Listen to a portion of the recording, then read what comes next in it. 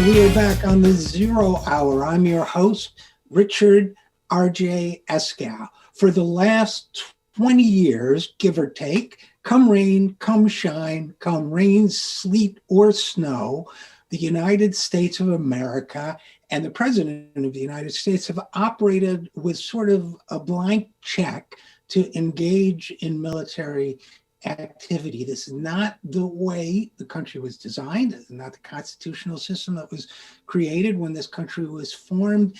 And here to talk about that with us now and update us on some efforts in this area is Stephen Miles. He's been on the program before. Stephen Miles is the executive director of Win Without War, a coalition of organizations, a group rather, I should say, that is dedicated to, he could probably put it better than I can, but I would say reorienting our government away from endless wars of various kinds. And without any further ado, Stephen Miles, welcome back to the program.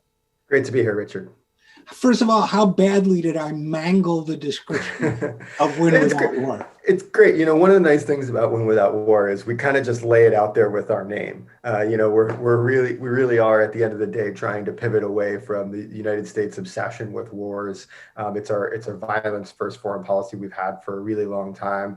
And the topic we were going to talk about today, the endless wars that happened after September 11th, is the perfect example of that. Okay, well then let's start there. You guys were recently part of, and I believe you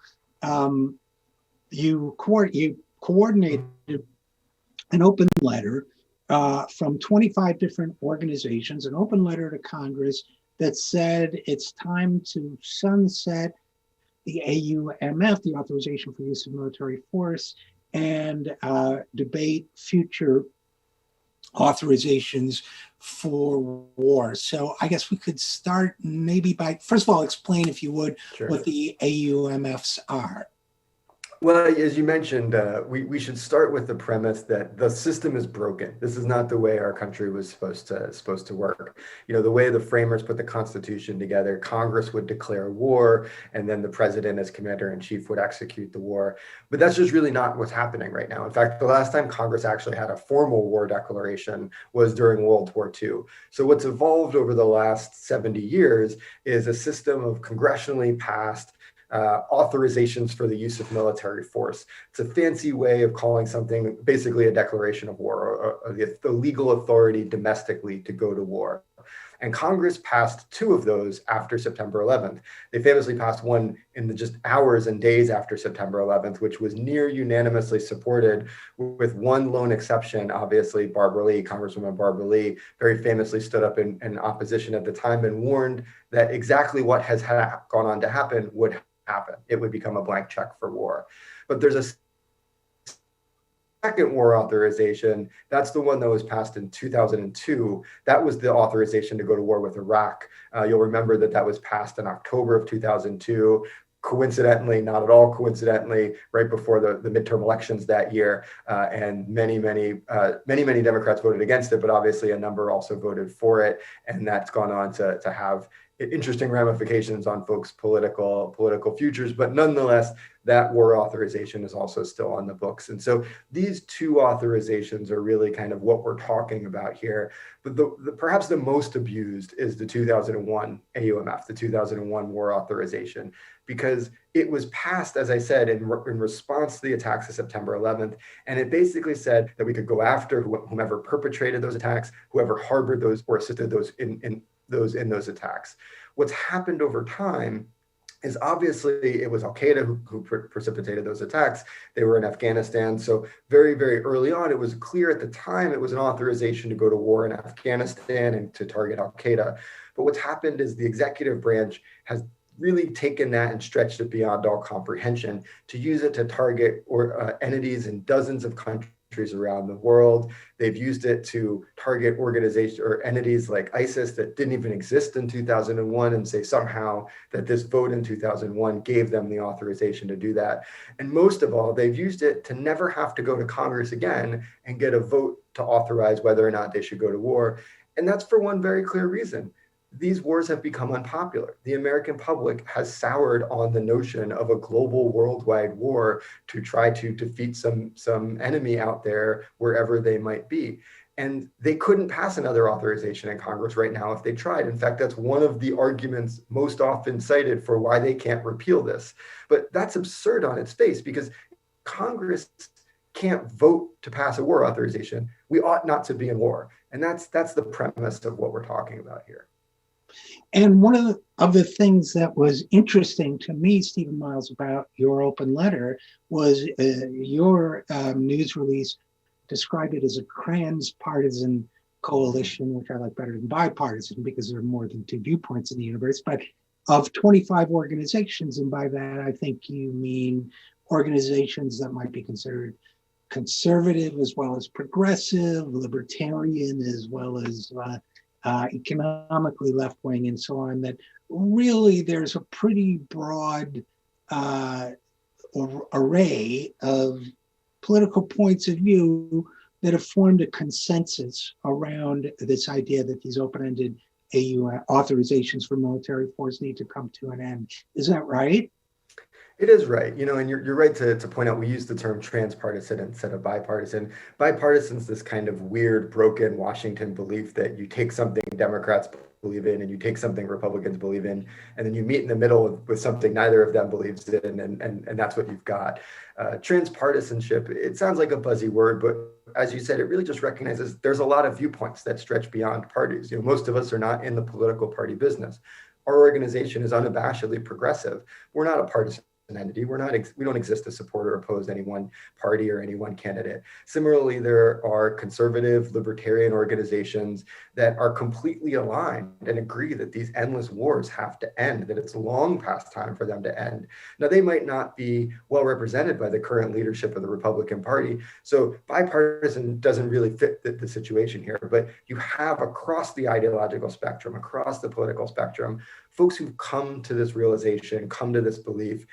And we share very different reasons why. Very famously, two veterans organizations have joined up over the 2001 AUMF. The Concerned Veterans of America, a right-leaning conservative organization, and Vote Vets, a liberal organization that works to elect Democrats.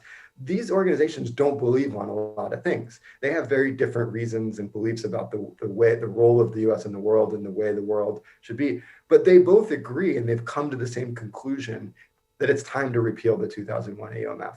And I think that speaks to, again, the broader consensus we've seen across the American public that it's time to end these wars. Of course, Washington is broken, so that doesn't mean, that's not enough. Something being right is not enough in Washington. You have to actually fight for it as well. And so that's the business that we're in now. So something being right is not enough. Something being popular and right is not enough. So that's why another reason why I picked up on your choice of the word transpartisan. Too often bipartisan means leaders of both parties share certain opinions that are unpopular with the public and wrong, but they compromise between their two fairly similar opinions and pass something that is not to the public's liking. And I guess that one of the things that I think is significant about this open letter and about the issue overall is that, to me, it takes place at the intersection of two values, or whatever you want to call them, visions of the world that I think are both important. Obviously, your organization, Win Without War, the name says it all. Your reason for existing is to end this violence first policy, as you called it. But I suspect that a lot of the progressive and conservative groups that have signed on to this letter not only want to put an end to the forever wars, but also, I would think some of them have an interest in restoring the balance of powers that was supposed to be inherent in the Constitution. You and I know that when it comes to war making, Congress has been ceding its authority for generations now over to the executive, going back to at least to Vietnam, and then to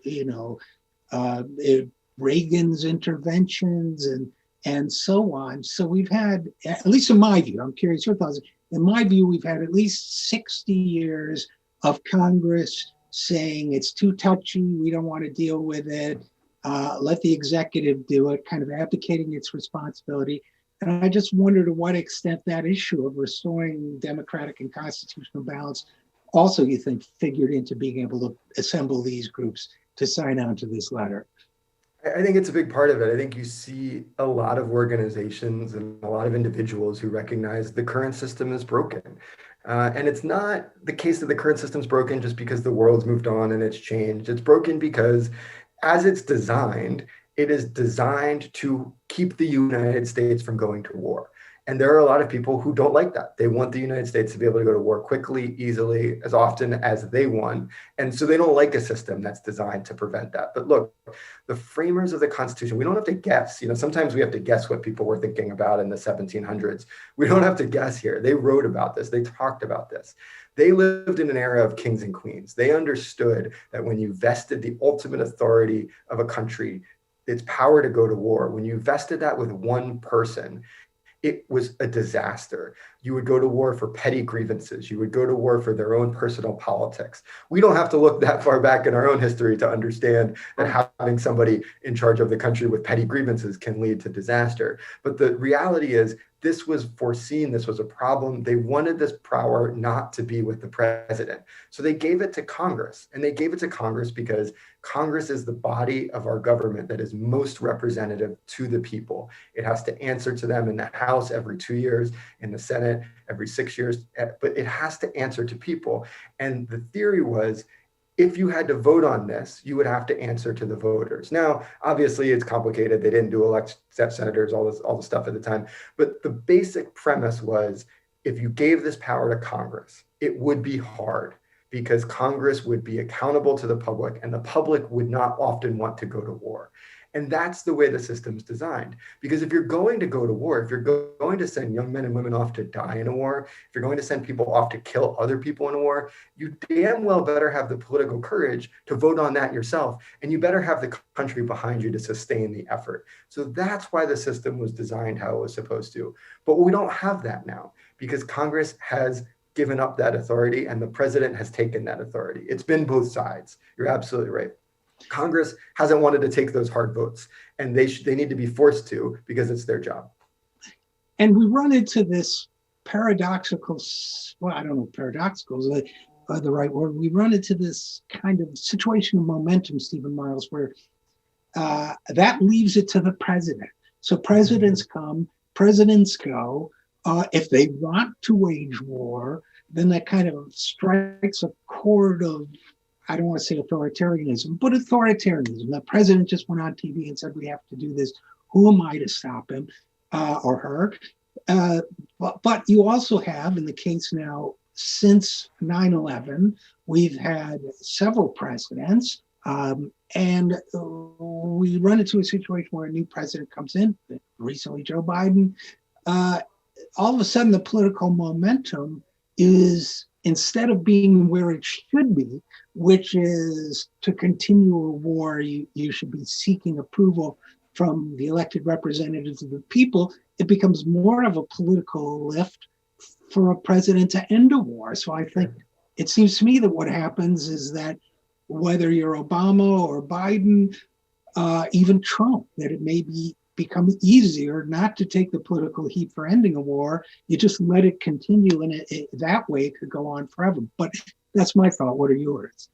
It's exactly right. And look, when you have the status quo right now of just unmitigated, spending at the Pentagon, there's no financial costs. There's no cost for keeping it going, right? The American public isn't paying a war tax like we did throughout in the entirety of our history for other wars, right? We're not, because we have an all-volunteer force and such a small percentage of Americans are serving in the military, most Americans aren't encountering this war in terms of personal sacrifice. And because the victims of this war, and let's be clear, there are tremendous amounts of victims, both in the United States Armed Services, but also in the countries in which we're fighting these wars. There are over overseas. They're far away. You don't hear about what's going on in tribal Pakistan. You don't hear about the folks in Somalia who are on the receiving ends of these drone strikes. We don't hear about that in the United States. And so we're not forced to confront the realities of these wars in a way that we have historically. So you're right, it becomes easy to do nothing, to just kind of leave it on autopilot and go and not do anything. That's why it's so important that this opportunity not be missed to repeal these war authorities and reassess if we need them again. There's kind of I like to say that we need to repeal and reassess. There's some in Washington, they talk about repeal and replace, that we need to just repeal it and replace it with a new, more tailored war authorization. But that's ridiculous. We need to repeal them and then force Congress and the executive branch to do a reassessment. And if they believe that they need authority, if they believe that there's something that goes beyond our inherent right to self-defense, then they can come and they can ask, and Congress can do its job, and they can debate it, and they can vote on it, and we can pass that authorization. We've done it many times in this country. I'm not wary that if there's something that needs doing, it won't be done. But what that process would do is force us to stop doing what we know isn't working, but that we lack the political courage to do anything about. Stephen, I was interviewed on Al Jazeera once. I'd written something about our Middle Eastern wars at the time. And I remember being asked by the anchor, don't you think the president should just do what the generals tell him needs to be done? And it strikes me that is a huge part of the problem, that Congress cedes authority to the president either cedes authority to the generals or is likely to pay a huge political price if he or she defies the generals. We actually saw this extraordinary circumstance last year when Trump talked about withdrawing a few thousand troops from the theater of war in Afghanistan and so on. Congress, if I recall correctly, passed a law or was willing to pass a law saying that he couldn't do it. The only restriction I can recall on the president's authority was a restriction on the president's ability to reduce our war footing without sign off from the generals or the Joint Chiefs, someone in the military, that this had no risk whatsoever. Of course, every course of action has risks. So A, am I recalling that correctly? B, isn't that an example of the perversity of not only giving the president too much power, but giving generals and their future employers in the defense industry and so on too much power as well?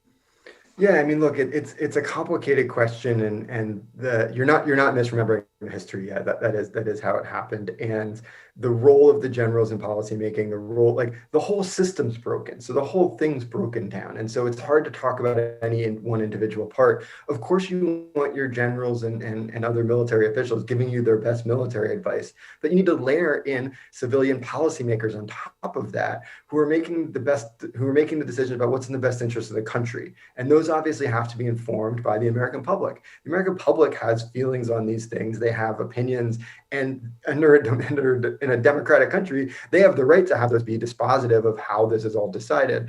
But the whole system's broken down right now. And the only way to get that fixed is to begin to strip away some of the legal architecture that lets it run on autopilot and force everyone to do their jobs as mandated by the Constitution. So that's really what we're talking about here at the end of the day. But you're absolutely right. As it exists now, folks who have very strong vested interests have undue influence, have lots of power to have a say about what we do and how we do it. And that's just not a system that's sustainable. I remember when I was a kid reading about the 30 Years' War and thinking, what kind of country lets a war go on for decades? I mean, that's just unimaginable to me. And here we are 2 decades later. But Stephen Mazzo, I wanted to talk to you about a couple other issues as well. Sure. While I have you, and especially, I think the last time you and I talked, we talked about Yemen, which is a horrifying humanitarian crisis. It is one in which, I've gone over the statistics from the UN Secretary General's statements and so on about just how appalling what we're doing to the people there is, what we're doing to the children there, and so on, the disease, the developmental damage, the deaths, the poverty, and so on. And recently, the new president, Joe Biden, announced that he was withdrawing U.S. support for the Saudi violence in Yemen. And as I recall, you guys congratulated him on that announcement and had some thoughts about what's the word, making it more permanent or concrete or whatever. Maybe it would probably help if you explained your position better than I appear capable of doing. Yeah, I mean, you're right to talk about Yemen. Yemen it continues to be one of the worst humanitarian crises in the country, and it's one whose origin is really the Saudi and Emirati-led intervention in 2015 that really created the conditions for this tremendous human suffering, exacerbated by a blockade that the Saudis have imposed for many years on Houthi-controlled portions of Yemen. Yemen is in a civil war, and there's violence. But the United States, for many, many years, in a policy that started under Barack Obama and really continued under Donald Trump, continued to support that alliance, continued to support the Saudis and the UAE in just horrific conduct of the war, bombing civilian infrastructure. Not just bombing targets, military targets, things like that, bombing water plants, water treatment facilities, so that you would then have conditions that led to the largest cholera outbreaks in modern history, right? This kind of just war crimes. There's no other word for it than war crimes. So over the last several years, you've seen a number of members of Congress be outspoken opposing this. You've seen a number of organizations and activists working together with Yemeni Americans, Yemeni civil society, trying to end the US support for this war. And you saw some historic votes in Congress. You saw bipartisan majorities in both the House and the Senate use the War Powers Resolution to vote to end all US military assistance. You saw bipartisan majorities in Congress vote to stop selling weapons to Saudi Arabia and the UAE during this time. And unfortunately, under Donald Trump, he vetoed these. In fact, most of his vetoes as president were to protect the Saudis from these congressional rebukes, from trying to cut off this support for the war. He invoked emergency authorities to get around the will of Congress. He lied about the conditions on the ground to continue selling weapons. And so one of the promises that Joe Biden made as a candidate was that he was going to change this. He was going to end this. He was going to do something about this. And as president, to his credit, early on, he has taken steps to direct his administration to end all offensive support for the Saudi-led coalition. Now, there's a key word in there, offensive support. And what is exactly counted as offensive support versus defensive support is a great question, one we're working with the administration to try to understand the answer to now. Just today, several dozen members of Congress wrote to the administration trying to seek clarity on that question. We've been part of an effort to write and get a clear and make clear which kinds of weapon systems we think should be halted, which kinds of weapon sales. There's a major sale that John Trump tried to push through a bunch of arms sales at the end of his presidency, and literally the 11th hour at the end of December. Things like F-35s and Reaper drones, armed Reaper drones to the UAE. There is no universe in which an armed Reaper drone is a defensive weapon system. So we're trying to make sure that these are all included, that these are parts of that change. But we also wanted to mark the historic nature of this policy shift. This was a policy that started under a Democratic president, continued under a Republican president, and is the kind of pro-war policy that we just talked about doesn't change in Washington. And here we had a case where activists and Congress got together and forced that change, made change happen. And we think it's important to note that. Okay, well, I mean, it's such a critically important issue that I'm really glad you guys are staying on not just the Declaration of Principle, which was very welcome from President Biden, but the nuts and bolts of how that gets carried out. And I guess the last issue I would want to talk with you about was perhaps, one of the biggest foreign policy reversals I can think of the last 5 years was Trump's decision to exit the nuclear agreement with Iran. And this was, as people seem to forget in this country sometimes, including news broadcasters and others, this was not just a bilateral agreement between the United States and Iran, but it was a joint agreement involving, I think the total was 6 countries, if I'm not mistaken, and Iran. And so now we have the U.S. pulling out of it. My understanding is that President Biden has made an offer to resume those talks. You guys issued a statement about that. What's your read of the situation there in terms of the nuclear agreement with Iran? Yeah, you're really right to pull this out. I mean, Donald Trump did a lot of terrible, awful things as president. When it comes to foreign policy, one of the most irrational, one of the most counterproductive was pulling out of the JCPOA, the Iran nuclear agreement. And it was working. His own administration said it was working at the time. But let's be real, he couldn't handle that it was something that Barack Obama helped accomplish. And so he had to undo it. He pursued, with folks like Mike Pompeo, a policy called maximum pressure that has been an unmitigated failure. Maximum pressure has quite simply been maximum failure. By every measure, even by their own metrics for success, it's been a failure. And so now, you're right, Joe Biden ran as a candidate on correcting that, on getting back into the Iran deal, on undoing the damage that Donald Trump had done. And he's begun to take steps to do that. We have some concern about the speed. The Iranians have an election coming up this summer. There is a short window here to get back in the deal. And let's be clear, as you said, it's a deal with multiple countries and multiple partners. All of the other countries are still party to the deal, except for us. So the United States left the deal. We stopped complying with the deal. In turn, the Iranians have taken some steps out of compliance themselves. All of those are reversible. All of those they can undo and rejoin compliance. But what's necessary is for the United States and the Iranians to both come back in compliance with the deal. And it was a deal that was working. So come back in compliance, get back to solid footing, get back to what was working, and then all the parties can continue negotiations and conversations about lots of other issues, of which we have lots of other issues to discuss. But you don't walk away from something that's working because you want to do other things. You build on what's working, you rejoin the Iran deal, you rejoin the JCPOA, and then use that diplomatic model of success to have other issues, other conversations about the issues that are before us. We're really optimistic that Joe Biden will follow through on this promise. It was unequivocal and clear, his commitment to do so. So we expect that we will hold him to that.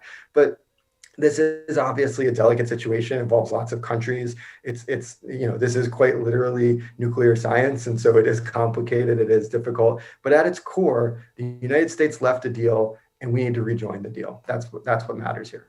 Well, and that's exactly something I wanted to ask you about, Stephen Miles, is that, as I understood it, I don't have his statement in front of me, but President Biden said he wanted to resume nuclear discussions with Iran. And that's fine, but it seems to me the first step is, and not to defend everything, Iran does by any means, but it seems to me Iran's position would be, we had a deal, abide by the deal, and we can, sure, we'll talk about other things if you want. But I was a little surprised. Maybe there were, political considerations. I would have thought Biden would have said, and there are probably factors I'm missing, but I would have thought Biden would have said, okay, we're going to resume the deal. We're going to participate in the deal again. The sanctions that are causing deaths in Iran and considerable suffering, which are, as I understand, a violation of that deal, will end. We have some concerns about other things Iran is doing. We'd like to talk about those. But step one is going back to the deal. Am I getting sequencing wrong here or something? No, I mean, I think the challenge is that you have now both the United States and the Iranians who are not in compliance with the deal. And so you're right, there's a little bit of a game of chicken going on about who's going to be the one to come back into compliance first. The easiest solution, the best solution, is for both the Iranians and the United States to come back into compliance together, to agree to that. That may require some talks with our European partners and others, which is what's been discussed. But at the end of the day, the United States left the deal. And so if we want to rejoin the deal, we have to rejoin the deal. We should obviously want the Iranians to return to compliance too. There are mechanisms within the deal for handling that. But you're absolutely right. What is at its core is two countries who are staring each other down unfortunately, and time is ticking. We're losing time. We have to have some urgency here. We have to get back into the deal. Yes, both parties have to come back into compliance who are now in violation, but we can do that. They need to have some conversations to do that. We hope they'll have those conversations soon. And then we can get back to a successful deal that was working to make the United States and the world safer and continued diplomacy. Because if we don't, if we fail at diplomacy, if we set diplomacy aside, we're going to be right back on that path to war. We saw during the Trump administration, time and time again, how closely we came to all-out war with Iran. We can be back there in an instant. We can be back in a place where we have a massive military confrontation, and we have no reason for that. All we have to do is return to the negotiating table. We have to return to the successful path of diplomacy, and we hope that's what everyone does. And by the way, I don't minimize, and thank you for that answer, I don't minimize Joe Biden's challenge there, given that certain members of his own party opposed that agreement to begin with when he was vice president. So I know he's got his work cut out for him, but I also know that as awful as war in Afghanistan and Iraq has been, Iran is a wealthy, large, well-populated country, and all-out war with Iran could lead to unimaginable, I think, consequences for the entire Middle East and potentially for ourselves as well. So thank you for that explanation. It certainly clears up for me the path going forward there. Is there anything else we should talk about before I let you go, Stephen Miles? Any other important work you guys are doing? I mean, I know there is, that we should mention before we go. Sure. Yeah. I mean, I think the one thing I'll flag is that, you know, one of the big issues in foreign policy and national security this year is going to be the budget. It's going to be how much do we spend? How much does Joe Biden and Congress agree to spend at the Pentagon? And this is a unique year for a couple of different reasons. One, Joe Biden is inheriting a budget that is substantially larger for the Pentagon than when Barack Obama and he left office 4 years ago. You know, Donald Trump went on an absolute spending spree. It was not driven by any need. It was driven by a desire to throw money at the military and wrap himself in the American flag. But nonetheless, here we are with a budget well north of around $750 billion. So the question now is going to be, how much does Joe Biden want to spend at the Pentagon? How much does Congress? And for the first time in a decade, that question is not predetermined by something called the Budget Control Act. You'll remember a decade ago, there was this super committee and Congress had all these kinds of things, sequestration, all these ridiculous budgetary words. Well, all that is gone. For the first time, this coming year's budget is not constrained by that law. It's not defined by that law. So now Democrats in control of the House, in control of the Senate, and in control of the White House get to say how they want to fund the government. And they're doing it in the midst of a pandemic. They're doing it in the midst of economic hardship. They're doing it in the midst of a period in time in which the obvious answer is that we have to invest in ourselves. We have to invest in vital human needs. And we need to stop lighting money on fire and wasteful spending at the Pentagon. That's going to be a question for Congress to answer. It's going to be difficult. The Democratic caucus is not united, as they should be, around substantial cuts. But that's going to be something to watch as the year unfolds. Well, I hope you'll come back and give us updates on that as it goes forward, because it's a critically important issue, not only for our finances, but for our safety as a people and as a world. So Stephen Miles, Executive Director of Win Without War, thanks for all the great work you guys do in this area at winwithoutwar.org is where you can find out more. So thanks for all the great work you do. And as always, thanks for coming on the program. Always happy to be here and look forward to coming back. Same here. And we'll be back right after this. I'm Richard RJ Eskow, and you're listening to The Zero Hour.